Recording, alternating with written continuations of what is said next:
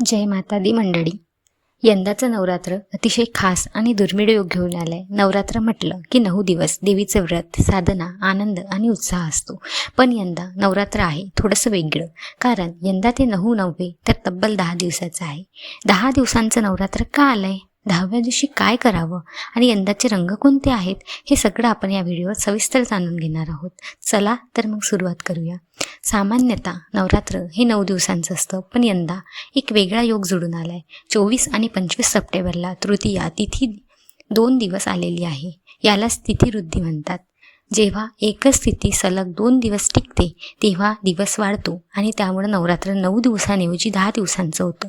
तिथिवृद्धी होणं हे शास्त्रात फारच शुभ मानलं गेले, कारण या काळात साधना केली तर तिचं फळ अधिक चांगलं मिळतं. त्यामुळं यंदाचं नवरात्र खरंच खास आहे.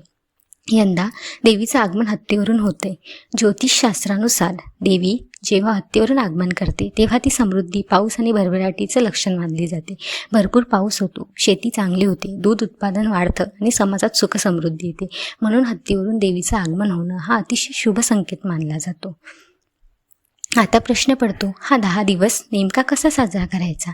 सामान्यतः अष्टमी आणि नवमीला कन्यापूजन करण्याची परंपरा आहे, पण यंदा 10वा दिवस वाढला आहे, त्यामुळं या दिवशी कन्यापूजन करणं अतिशय शुभ मानलं जातं.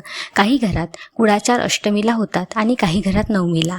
काही ठिकाणी 10व्या दिवशी केले जातात. ते नेहमीप्रमाणे करायचे आहेत, पण जास्तीच्या या दिवशी कन्यापूजन करून देवीचा आशीर्वाद घेणं हे भक्तांसाठी विशेष मानलं जातं.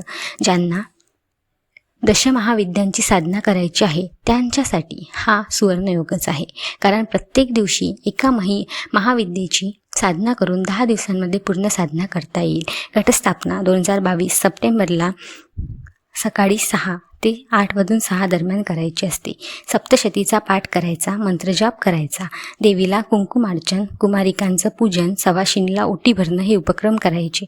या 10 दिवसात अध्यात्म, साधना आणि भगवंताचं चिंतन यावर लक्ष केंद्रित करायचं आहे, कारण या काळात केलेली साधना आपल्याला पुढचं संपूर्ण वर्ष ऊर्जा देते, संकटांना तोंड द्यायची ताकद देते आणि नवीन कार्य करण्याची प्रेरणा देते. नवरात्रीत प्रत्येक दिवशी देवीला एक रंग अर्पण करतात. यंदाचे रंग असे आहे: 22 सप्टेंबर पांढरा, 23 सप्टेंबर लाल, 24 सप्टेंबर निळा, 26 सप्टेंबर हिरवा, 27 सप्टेंबर राखाडी, 28 सप्टेंबर केशरी, 29 सप्टेंबर मोरपंखी आणि 30 सप्टेंबर गुलाबी. हे रंग परिधान करणं म्हणजे सकारात्मकता, शांती आणि देवीचा आशीर्वाद मिळवण्याचा मार्ग मानला जातो. मंडळी, एकंदरीत यंदाचं नवरात्र खूपच खास आहे. 9 नव्हे तर 10 दिवसांचं आहे. देवीचं आगमन हत्तीवरून आहे. तिथिवृद्धीमुळे साधना अधिक फलदायी ठरणार आहे. म्हणून या नवरात्रीत साधना करा, देवीचं चिंतन करा आणि आपल्याला सकारात्मक ऊर्जा निर्माण करा. तुम्हा सर्वांना नवरात्रीच्या हार्दिक शुभेच्छा. कमेंट बॉक्समध्ये जय अंबे माता लिहायला विसरू नका. जय माता दी. श्री स्वामी समर्थ.